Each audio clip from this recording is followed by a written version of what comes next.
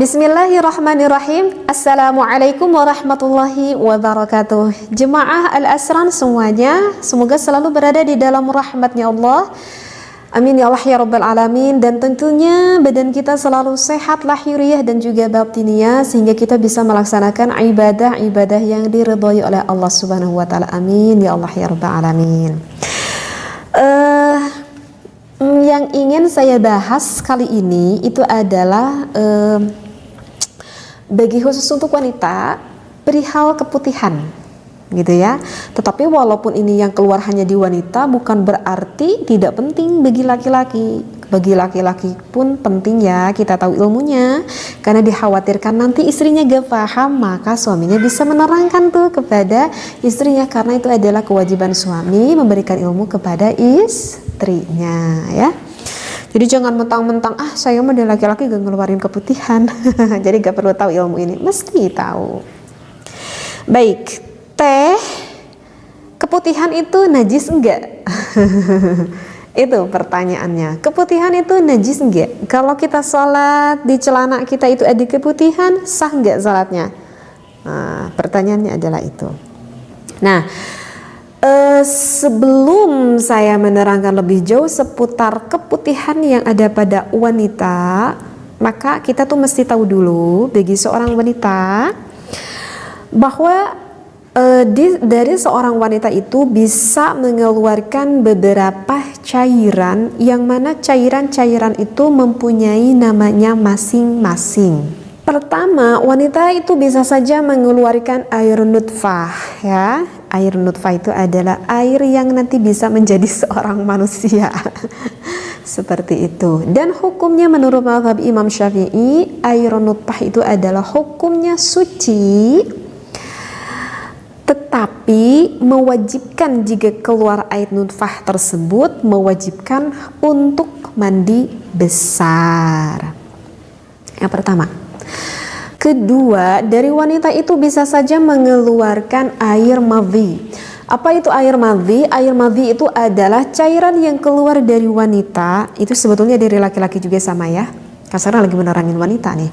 Yang keluar dari wanita, yang mana wanita tersebut lagi lagi tinggi-tingginya syahwat. Lagi tinggi-tingginya syahwat sehingga mengeluarkan cairan itu. Nah, itu yang dikatakan air madhi. Dan Imam Syafi'i, mazhab kita, menghukumi bahwa air madhi itu adalah najis, tetapi tidak mewajibkan untuk kita mandi besar. Sekarang yang ketiga, di wanita itu bisa saja mengeluarkan cairan yang dinamakan dengan wadi. Kalau yang barusan mah pakai mim ya, madhi, pakai mim, kemudian zal, madhi. Kalau ini mah pakai wawu, wadi. Ini mah wadi pakai dal, wadi. Apa itu wadi? Wadi itu adalah cairan yang keluar dari wanita itu dikarenakan mungkin fisik wanita tersebut itu lagi kelelahan, lagi kecapean, baik maksud saya itu baik capek secara fisik, ataupun misalkan agak sedikit banyak pikiran sehingga terasa lelah, sehingga bisa mengeluarkan cairan wadi tersebut gitu. Jadi intinya keluar wadi itu bisa keluar ketika ada beban kecapean di dalam diri wanita tersebut. Dan hukumnya Imam Syafi'i mengatakan itu hukumnya adalah sama kayak madhi, hukumnya najis, tetapi tidak mewajibkan untuk mandi besar. Udah ada 3 ya yang keluar dari wanita. Sekarang ada satu lagi nih yang keluar dari wanita, itu yang dikatakan dengan rutubah. Jadi kalau bahasa fikihnya itu bukan keputihan. Kalau keputihan mah bahasa kita orang Indonesia ya. Nah, kalau bahasa di dalam fikihnya itu dikatakan rutubah ya. Nah, rutubah ini gimana hukumnya? Suci apa najis? Nah, karena ini kan yang bertanya tentang rutubah ataupun tentang keputihan. Nah, Maka rutubah itu sendiri kita harus paham dulu keluarnya itu dari mana. Karena rutubah itu bisa saja keluar dari 3 tempat. Dari tempat pertama itu adalah dari bagian luar. Bagian luar itu maaf banget ini ya, karena ini adalah majelis ilmu, sehingga harus diterangkan, harus dijelaskan biar paham nih. Gini nih, bagian luar itu adalah ketika wanita nih sedang jongkok, ya. Kalau wanita jongkok, maaf sekali ya, maka kan bagian itunya itu agak sedikit terbuka, sedikit terbuka. Jadi berbeda dengan kita posisi berdiri kan begini menutup ya. Tetapi kalau misalkan jadi dalam posisi jongkok, maka itu akan sedikit terbuka bagian wanitanya itu. Dan bahkan kalau misalkan ini bagian jari, kalau misalkan ditempelkan itu akan nempel ke bagian ini. Bukan ini, kalau ini kan ujung jari ya, bukan ujung jari, tetapi ini bagian badan wanita. Kalau ditempel itu akan ada nempel ke sini. Nah gitu. Kebayang nggak? Kebayang deh ya. Nanti bisa dipraktekin nih, coba deh sama wanita. Nah, maka kalau misalkan keluar dari bagian luar itu, maka ulama mengatakan bahwa itu adalah hukumnya suci. Baik. Sekarang untuk yang kedua, bisa saja rutubah itu keluar dari bagian yang pertengahan. Pertengahan itu adalah maaf sekali ketika dijangkau oleh suaminya, mengerti? Maksud saya dijangkau oleh suaminya berarti oleh apa? Udah gak perlu diterangin lagi ya. Kalau dijangkau oleh milik sang suaminya, gitu. Nah, itu udah masuk kira-kira di luar enggak, terlalu dalam enggak. Jadi agak pertengahan mungkin ya. Nah, kalau misalkan keluaran cairan dari pertengahan itu di bagian wanita itu, maka itu ada ikhtilafiyah. Ada 2 pendapat ulama. Ada ulama pertama yang mengatakan bahwa itu hukumnya adalah suci, dan ada ulama yang kedua mengatakan itu hukumnya adalah najis. Seperti itu. Untuk yang ketiga, bisa saja rutubah itu keluar dari bagian dalam, yang paling bagian dalam. Sedangkan kalau yang dari bagian paling dalam, ulama itu sepakat menghukumi bahwa itu adalah najis.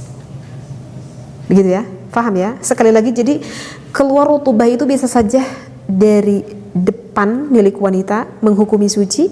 Kalau dari pertengahan itu ikhtilafiyah antara suci dan juga najis. Kalau dari dalam banget itu hukumnya adalah najis. Udah sepakat ulama.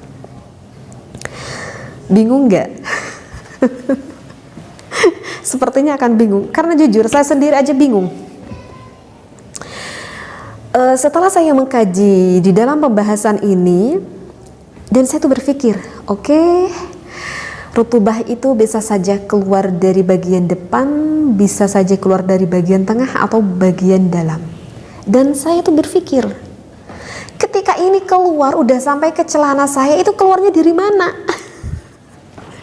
Ini keluarnya dari mana? Kebutuhan itu gak ngobrol gitu ke saya. Ini keluarnya dari bagian tengah, ataupun dari bagian dalam, ataupun dari bagian luarnya. Nah itu kayaknya sama deh, perempuan-perempuan lain juga mungkin akan kebingungan, ini keluarnya dari mana nih? Maka tenang, saya baca dulu referensinya ya. Karena begini, kalau ini saya mengambil di dalam kitab Majmu' Syarah Muhadzab, itu saya sengaja saya terangkan dulu biar nanti faham ya wanita, agar nanti faham. Nah, di dalam Majmu' Syarah Muhadzab yang dikatakan dengan rutubah ataupun keputihan itu adalah ya cairan layaknya sama seperti madhi dan berkeringat. Rutubah ini mempunyai fungsi sebagai menjaga kelembaban wanita ya, atau yang kita sebut ini sebagai keputihan kalau kita ya. Jadi sebetulnya ada fungsi juga mengeluarkan rutubah ini, itu berfungsi sebagai kelembaban yang ada di daerah kemaluan wanita. Tetapi bisa optimal fungsi rutubah ini adalah jika keluar rutubahnya ini ataupun keputihannya ini memang keluar secara normal. Artinya ada keputihan yang memang itu adalah salah satu pertanda bahwa wanita itu ada mungkin penyakit yang ada di daerah rahimnya, seperti itu. Dan mungkin ini yang lebih tahu dan yang lebih paham mungkin pihak medis, pihak kedokteran gitu ya. Biasanya yang saya tahu itu adalah ketika keputihannya itu yang berwarna agak kuning pekat, bahkan sampai cenderung agak kehijau-hijauan. Jadi bukan hanya kuning aja, jadi kuningnya itu pekat banget, bahkan hampir warnanya itu agak kehijau-hijauan. Dan jika dicium itu aromanya sangat menusuk sekali, sangat menusuk, bau aroma itu sangat menusuk sekali. Dan itu biasanya wanita tersebut ada sedikit permasalahan di daerah rahimnya. Maka kalau udah ada tanda seperti itu harus cepat datang ke dokter, karena itu memang keluar cairan rutubah ataupun keputihannya itu tidak secara alami, tidak sebagai fungsi lagi sebagai untuk kelembaban wanita itu. Nah, itu yang dikatakan dalam Syarah Muhadzab. Nah, kemudian menurut Imam Asy-Syairati dan juga menurut mazhab Imam Asy-Syafi'i, mazhab kita nih, mazhab Imam Syafi'i mengatakan di dalam Syarah Muhadzab tersebut yang dinamakan dengan rutubah, saya baca dulu referensinya ya.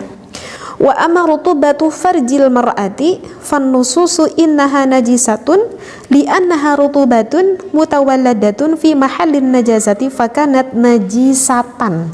Nah, udah jelas kan? Nah, kalau menurut mazhab Imam Syafi'i mengatakan bahwa rutubah ataupun keputihan itu dihukumi najis. Paham? Ini menurut mazhab Imam Syafi'i dan juga Imam Asy-Syairati. Mengapa menghukumi najis? Karena keluarnya itu beralasan keluar dari tempat najis sehingga menghukumi najis. Tetapi Imam Al-Ghawi dan juga Imam Ar-Rafi'i mengatakan bahwa rutubah ataupun keputihan itu menghukumi suci. Wa qala al-Baghawi ar-Rafi'i wa ghairuha al-asah at-taharah. Mengatakan Imam Baghawi, Imam Rafi'i bahwa rutubah ataupun keputihan ini menghukumi suci. Kenapa menghukumi suci? Karena menyamakan dengan keringat yang memang keluar dari bagian kemaluan wanita. Jadi gitu hukumnya. Nah, kalau bertanya kepada saya pribadi, kalau misalkan ada yang bertanya kepada saya pribadi, kalau begitu teh di dalam perbedaan pendapat itu teteh menggunakan yang mana? Kalau bertanya kepada saya, tapi untuk kalian itu terserah kalian. Kalau ini bertanya kepada saya pribadi menggunakan yang dikatakan oleh Imam Asy-Syairati ataupun dari Imam Syafi'i, kalangan Imam Syafi'i yang menghukumi rutubah itu adalah najis. Kenapa saya mengikuti pendapat ulama itu? Karena bertujuan saya itu untuk berikhtiyat. Artinya berikhtiyat adalah berhati-hati. Kenapa saya lebih berikhtiyat dan berhati-hati? Karena saya sendiri merasa kebingungan. Ketika ada keluar rutubah ataupun keputihan di celana dalam saya tuh bertanya, ini rutubah kok nggak ngomong ya sama saya? Ini tuh keluarnya tuh dari bagian mana?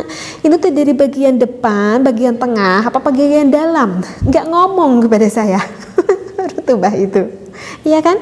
Jadi terkadang saya juga kebingungan. Ini keluarnya tuh kalau misalkan udah ada di celana dalam saya gitu, ya saya nggak tahu ini keluarnya dari bagian mana, ataupun apakah ini yang keluar itu rutubah ataupun yang keluar ini adalah wadi. Karena kan tadi udah saya katakan wadi itu adalah keluar ketika kita itu sedang lelah, kecapean, baik capek fisik mau capek psikis kita, itu bisa saja mengeluarkan cairan tersebut. Dan saya tuh nggak tahu. Dan sedangkan dari bentuk fisiknya warna rutubah dan warna wadi itu hampir sama, jadi sulit untuk membedakan. Terus saya lihat lagi kalau ada di celana saya, ini tuh sebetulnya ini tuh termasuk wadi atau termasuk rutubah, karena kalau mani nggak mungkin kan, dan kalau madhi juga kan kita Bisalah kita membedakan, karena kan kalau madhi itu ketika lagi tinggi-tingginya syahwat gitu. Kok ini lagi nggak tinggi-tingginya syahwat, keluar ada cairan, ini tuh rutubah apa wadi? Sedangkan wadi itu adalah najis. Nah, karena saya nggak bisa meyakini yang keluar dari bagian kemaluan saya itu adalah apa, ya udah saya mengikuti yang dikatakan oleh Imam Syafi'i, mengatakan itu adalah hukumnya najis. Faham? Nah, itulah agar saya lebih berikhtiyat, agar saya lebih berhati-hati, karena dikhawatirkan yang keluar itu bukan rutubah tetapi wadi. Jadi kalau misalkan saya tuh mau sholat, andai kan saya tuh punya wudhu, misalkan asar saya sholat sekitar jam 4, dan jam 6 ketika saya mau sholat maghrib, saya meyakini nggak kentut misalkan, ataupun nggak kencing misalkan, ataupun nggak sampai kena kulit saya dengan selain mahram misalkan, dengan suami nggak kena kulit, artinya saya merasa nggak batal wudhu. Maka saya selalu mengecek dulu ke kamar mandi, nggak langsung sholat, saya ngecek dulu ke kamar mandi apakah celana dalam saya itu ada keluar cairan atau enggak. Kalau misalkan dilihat, oh ternyata ada keluar cairan, maka saya buka celana dalam saya. Tentu saya membasuh kemaluan saya agar bersih dari najis itu, baru saya wudhu kembali. Sehingga saya setiap mau sholat fardu selalu apa yang pertama saya cek itu adalah celana dalam saya, karena takut mengeluarkan ada rutubah ataupun ada wadi, seperti itu. Paham? Karena kalau misalkan sholat di celana dalamnya ada rutubah, ada wadi, itu bisa saja nanti tidak sah sholatnya, karena ulama Syafi'i mengatakan bahwa itu hukumnya najis. Nah, kemudian kalau kita lagi di perjalanan gimana teh? Ya atau pakai akal, atau di perjalanan mah, misalkan kalau kita di perjalanan pergi keluar kota, memungkinkan kita sholatnya gitu di luar, maka pakai di rumah itu pakai pentiliner dan bawa pentiliner yang lain, sehingga ketika nanti kita mau sholat kita buang pentilinernya, kita ganti dengan pentiliner yang baru, begitu ya, sehingga gak merepotkan. Aduh gimana teh, saya tuh lupa gak bawa pentiliner, lupa ini mas saya gak pakai pentiliner karena saya gak biasa di rumah pakai pentiliner. Maka gimana teh nanti saya sholat di perjalanannya, apakah saya harus memakai celana dalam yang ada rutubah ataupun keputihan tersebut, atau harus dibuka aja celananya? Maka jawabnya dibuka aja celananya. Nanti kalau gitu teh atau sholatnya nggak pakai celana, ya apa-apa. karena kamu nggak bawa celana cadangan, ya nggak apa-apa, sholatnya nggak pakai celana aja, toh nggak pakai celana nggak akan membatalkan sholat, ya nggak membatalkan sholat, tetapi memang itu hukumnya adalah makruh jika kita sholat nggak pakai penutup pelindung untuk kemaluan kita. Tetapi daripada kita sholat memakai celana yang ada najisnya, nanti sholat kitanya nggak sah, ya udah nggak pakai aja, seperti itu ya. Kalau misalkan kita lupa nggak bawa pentiliner, ataupun nggak pakai persiapan pentiliner di rumah, ataupun lupa nggak bawa celana yang lainnya, seperti itu ya. Jadi yang bertanya apakah keputihan itu najis atau tidak teh, maka jawabnya adalah barusan yang sudah saya terangkan. Mudah-mudahan semua wanita dan juga para suami yang mendengarkan kajian saya ini dapat memahami apa yang saya sampaikan. Jika masih merasa ragu, kok masih bingung teh saya dengernya, tulis aja deh di kolom komentar, insyaallah kalau yang masih kurang paham akan saya bantu jawab, itu pun kalau sempat ya. Wallahu a'lam. Wabillahi taufiq wal hidayah. Wassalamualaikum warahmatullahi wabarakatuh.